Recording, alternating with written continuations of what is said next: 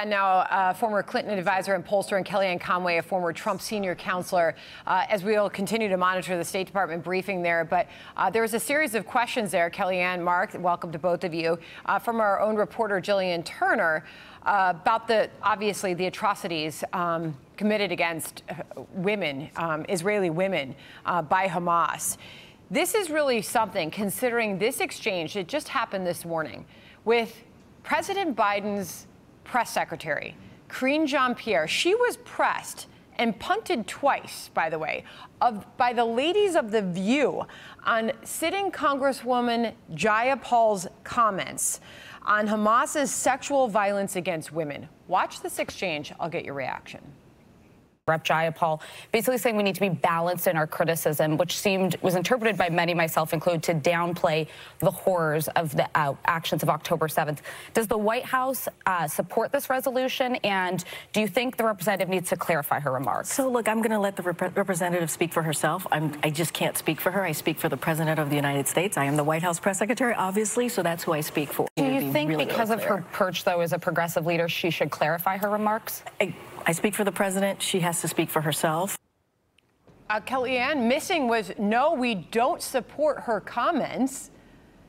Why would the White House not be able to condemn Jayapal's remarks?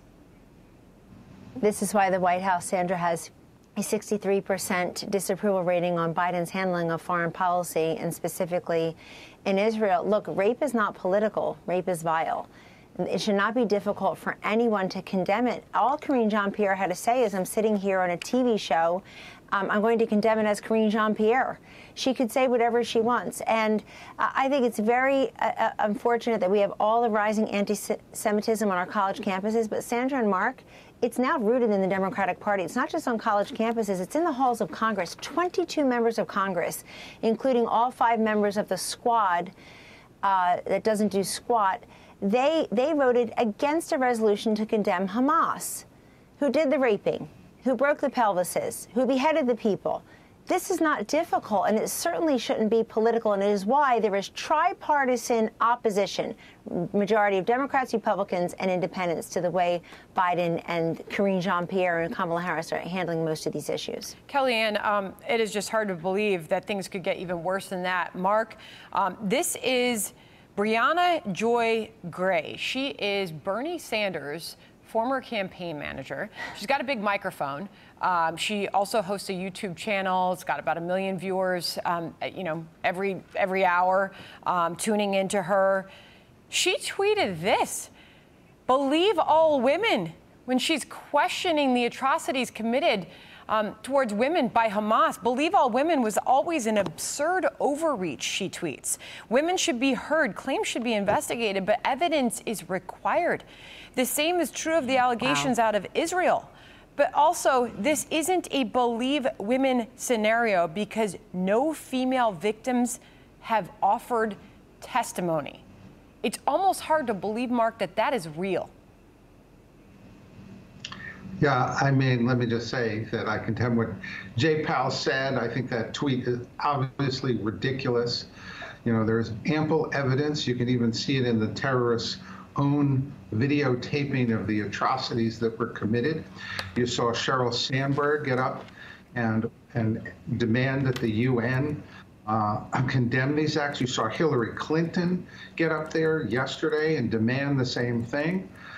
Not both of the UN and the women's groups that have remained inexplicably silent about this overwhelming evidence of sexual atrocities committed by Hamas. There should be no doubt about that. Kellyanne, I just want to finish with this. This is Moran Katzenstein. She joined us yesterday after she was at the meeting at the UN with Sheryl Sandberg and other female leaders. She's slamming these women groups for not standing up and rising up and speaking out against this. Listen to this yesterday. The UN Women Organization, they didn't speak. And when it did it too little, too late. Rape is rape. You can't contextualize rape. Even if it doesn't fit your narrative, even if you don't like the Israeli government, it doesn't matter. What happened to Israeli women can't happen anywhere, in any conflict, any area in the world. running out of time here, Kellyanne, but it's hard to imagine why every female group across the land can't say the same. Final thought. They've always had a moral equivalence based on who's doing the blaming and shaming, and they're really about abortion, usually not, unfortunately, something as simple as rape that can be condemned. I think this is a time for nonpartisan condemnation of what we know to be true. I'm going to believe all the women who were beheaded and raped who can never speak for themselves, and if the rest of us have to do it, we shall. Kellyanne Conway, Mark Penn, thank you both for joining us today. Appreciate it. Thank you. Brett? Thank you. Hey everyone, I'm Emily Campagno. Catch me and my co-hosts Harris Faulkner and Kaylee McEnany on Outnumbered every weekday at 12 p.m. Eastern, or set your DVR. Also, don't forget to subscribe to the Fox News YouTube page for daily highlights.